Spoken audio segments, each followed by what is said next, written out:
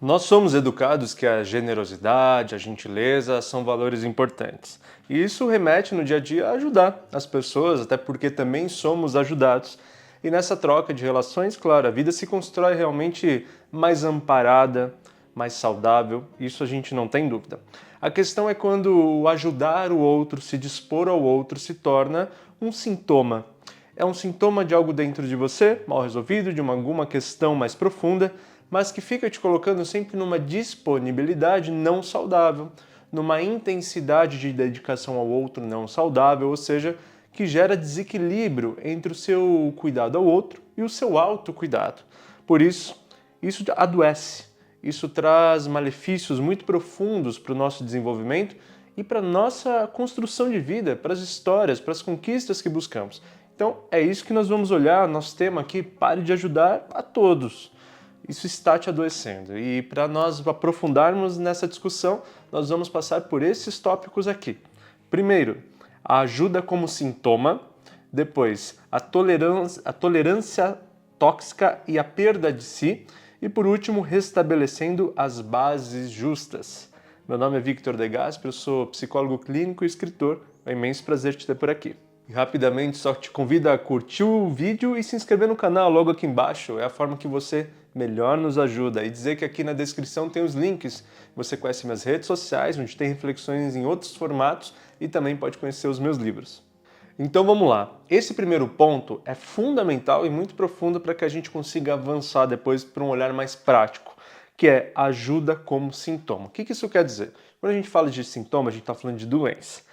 No sentido mais genérico da coisa. Aqui a gente vai expandir um pouco isso. Pegar sintoma como um sentido de aquilo que aparece, aquilo que acontece, aquilo que é resultado de algo anterior. Ou seja, eu quero dizer que dentro de você há situações, mecanismos, funcionamentos que acabam transferindo que a forma que você sintomatiza isso, né, o resultado desses desequilíbrios interiores, coloca nesse lugar de hiperajuda, de hiperdedicação ao outro, e aí causa um desequilíbrio ainda maior. Então, quando nós pensamos que esse é um sintoma, nós começamos a ter um caminho de entendimento que há algo dentro de mim anterior a esta ação, que resulta essa ação como uma forma compensatória do que tem dentro, como uma forma reativa do que tem dentro. E o que poderíamos ter dentro que envolveria uma hiperdisponibilidade ao outro? Aí, cada história tem suas especificidades, mas dá para a gente ter uma ideia que a gente está falando de questões de autoestima, de olhar para si mesmo, de proteger a si mesmo, né? De ter até o egoísmo saudável, né? Este ego voltado a si de forma saudável que blinda os meus limites, as minhas ações, porque eu posso me dedicar ao outro, mas eu também devo estar protegido. Às vezes eu abro mão de alguma coisa para mim, para o outro, mas dentro de um jogo em que isso acontece de forma dinâmica, uma hora eu, uma hora o outro, dessa vez não tem problema, são pequenas concessões, não coisas tão importantes, não coisas tão estruturantes. Então, em geral, nós estamos falando de um lugar de desejar agradar o outro, mais do que como um desejo consciente, é uma coisa inconsciente. Está no meu impulso agradar o outro, está no meu impulso valorizar o outro. E aí, o ponto de partida ferido dentro de nós pode ser eu me sinto menor, eu me sinto pouco, ou eu me sinto bem a partir de quando o outro gosta de mim, eu quero que o outro goste de mim.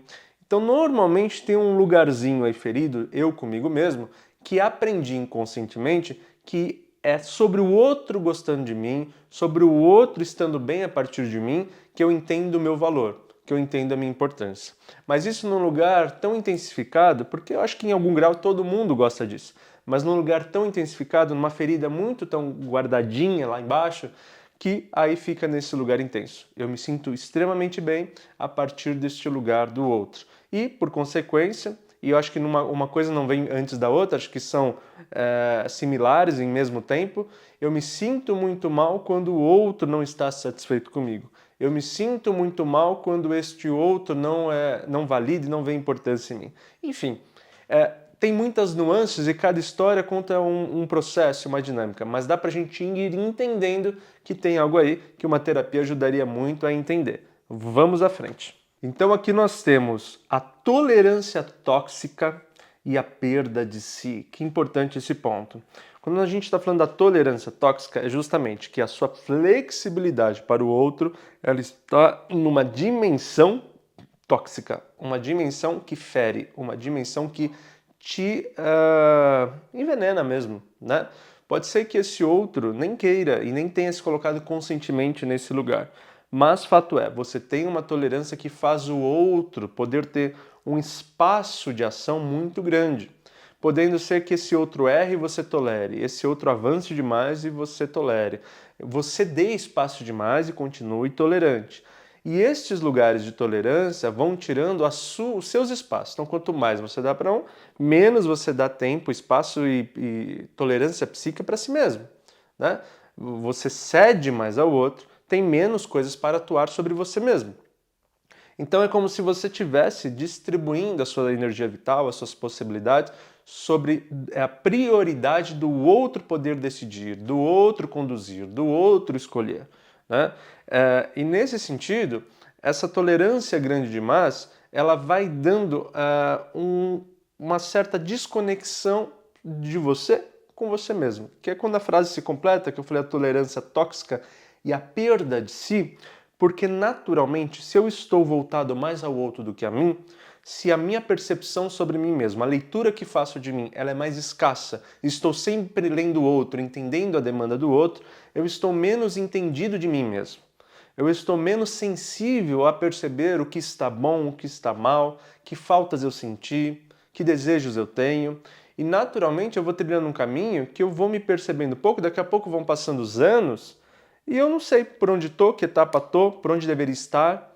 Claro, eu tenho uma consciência, eu estou aqui, eu faço isso, faço aquilo, mas internamente, mais profundamente, você perde a referência do que eu deveria estar fazendo. Que fase de vida eu estou? Que sequência eu deveria dar? O que eu tenho que revisar, voltar, refazer? O que eu tenho que desistir, abandonar? O que eu tenho que começar e construir?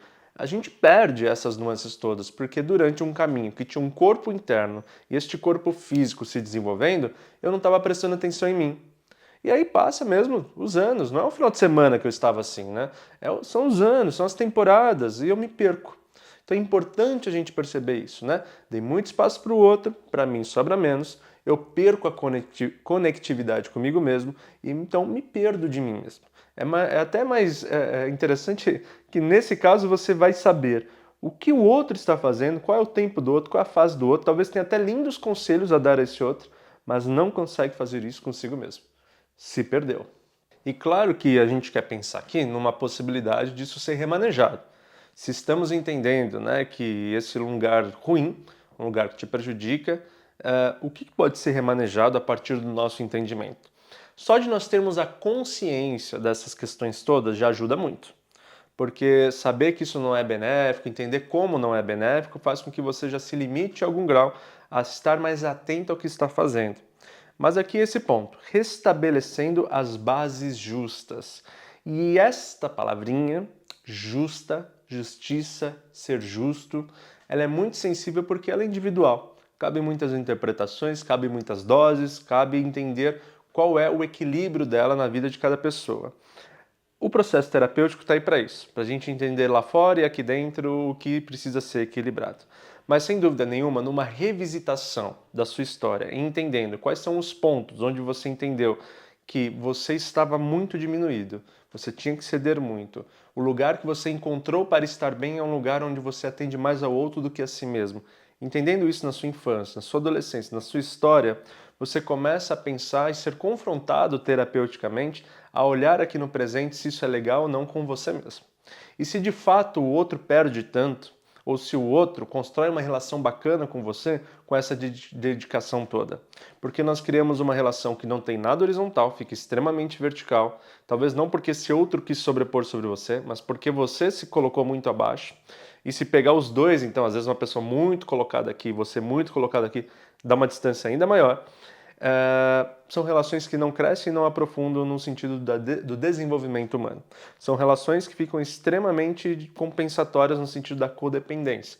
Esse está bem a partir deste, esse está bem a partir daquele, só que esse normalmente está bem sobre a subserviência desse, e esse está bem sobre a Opa, perdi! subserviência de si mesmo. Pronto, aí foi. Então, este aqui só está feliz sempre que está por baixo, esse só está feliz sempre que está por cima, e esse olhar fica delicado.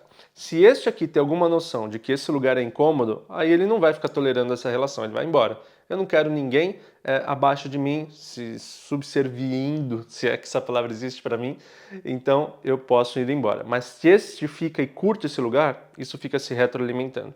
Então veja, são relações que ou espanam, se perdem, ou são relações que ficam muito desconcertantes, ficam muito distantes da qualidade, da saúde de ser o que se é.